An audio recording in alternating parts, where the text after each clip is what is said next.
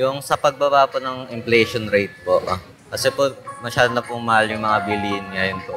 Yung magandang buhay, magandang sweldo, yung gawin yan sa una. Yung mga mamayan, mga ano sa hirap.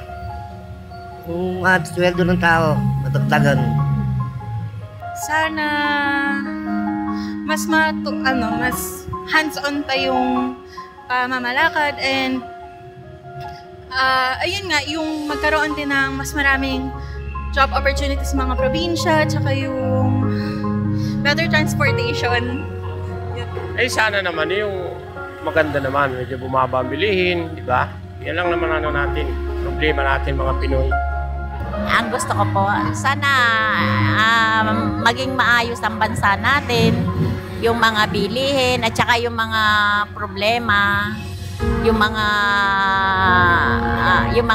illegal na mga activity, yung mga gawain na hindi dapat, more on drugs, dapat mawala yun. Yung mga scatter, dapat mawala din po yun. Ganun. Kasi masyado nang nagiging mga agresibo na yung mga tao. Pero more on, dapat drugs talaga. Number one. Marami talaga ang marami ang nasisira sa drugs talaga. Babay ng yung presyo ng bigas, yung pinapa niya na sinabi niya bago siya umupo, babay yung presyo ng bigas, yun lang. Sana gumaan yung buhay ng mga Pilipino. Unang-una yung droga, sugal. Kasi ako may mga anak ako, mga binata na pinag-aaral, ganon.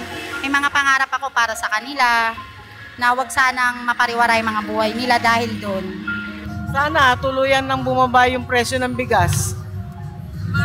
Mga bilihin, mga pangunahing pangangailangan. Sana mawala yung drugs sa Pilipinas. Ayun, maging drug-free yung buong Pilipinas. Sabi ko magkaisa ang Pilipino, hindi mag-away-away. Magkaisa yung mga politiko. Opo, kasi di ba lagi sila nagkakontrahan, nagkakalaban-laban. Dapat magkaisa.